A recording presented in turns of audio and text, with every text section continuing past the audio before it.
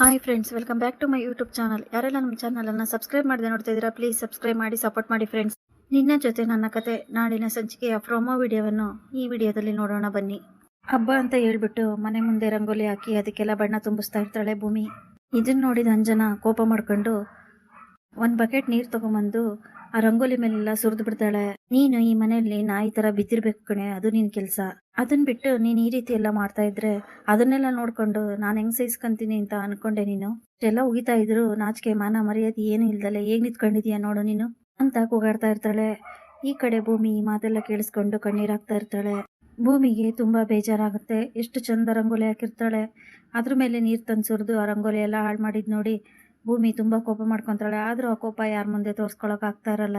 ಏನೇ ಅಜಿತ್ ನಿನ್ನ ಇಲ್ಲೇ ಉಳಿಸ್ಕೊಂಡ್ಬಿಡ್ತಾನೆ, ನಾನು ಇದೇ ಮನೇಲಿ ಇರ್ತೀನಿ ಅಂತ ಅನ್ಕೊಂಡಿದೀಯ ನೀನು? ಅದೇಗ್ ಸಾಧ್ಯ ಆಗುತ್ತೆ ಅಂತ ನಾನು ನೋಡ್ತೀನಿ ಕಣೆ. ಇನ್ನೊಂದು 4-5 ದಿನ ಅಷ್ಟೇ ನಿನಗೆ ಟೈಮ್ ಇರೋದು. ಈ 4-5 ದಿನದಲ್ಲಿ ನೀನೇನು ತಪ್ಪು ಮಾಡಿಲ್ಲ ಅಂತ ಅಜಿತ್ ಹೇಗೆ ಸಾಬೀತು ಮಾಡ್ತಾನೆ ಅಂತ ನಾನು ನೋಡ್ತೀನಿ. ಅದು ಸಾಧ್ಯನೇ ಇಲ್ಲ ಅಂತ ಅಂಜನಾ ತುಂಬಾ ಕೆಟ್ಟದಾಗಿ ಬೈತಾ ಇರ್ತಾಳೆ.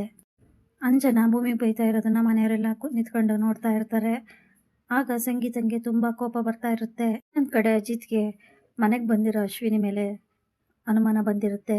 ಅದಕ್ಕೆ ಸದಾನಂದಕ್ಕೆ ಫೋನ್ ಮಾಡಿ, ನೋಡ್ರಿ, ಗ್ರೀನ್ ಹಾಸ್ಪಿಟಲಲ್ಲಿ ನರ್ಸ್ ಆಗಿ ಹೊಸ್ದಾಗಿ ಜಾಯಿನ್ ಆಗಿರುವಂತಹ ಅಶ್ವಿನಿ, ಅವಳ ಹೆಸರು ಅಶ್ವಿನಿ, ಅವ್ರ ಬಗ್ಗೆ ನನಗೆ ಡೀಟೇಲ್ಸ್ ಬೇಕು. ಅವಳು ಯಾರು, ಎಲ್ಲಿ ಅವಳು, ಏನು ಎತ್ತ ಅಂತ ಎಲ್ಲ ಪೂರ್ತಿ ಡೀಟೇಲ್ಸ್ ಬೇಕು ನನಗೆ ಅಂತ ಫೋನ್ ಮಾಡಿ ಕೇಳ್ತಾ ಇರ್ತಾರೆ. ಅಜಿತ್ ಫೋನಲ್ಲಿ ಮಾತಾಡ್ತಾ ಇರೋದನ್ನ ಅಶ್ವಿನಿ ಕೇಳಿಸ್ಕೊಂಡು ಅಜಿತ್ ತನ್ನ ಬಗ್ಗೆ ವಿಚಾರಿಸ್ತಾ ಇದ್ದಾನೆ ಅಂತ ಅಶ್ವಿನಿಗೆ ಶಾಕ್ ಆಗುತ್ತೆ. ಇಲ್ಲಿಗೆ ಈ ಸಂಚಿಕೆ ಪ್ರೋಮೋ ಮುಗಿಯುತ್ತದೆ. Thanks for watching.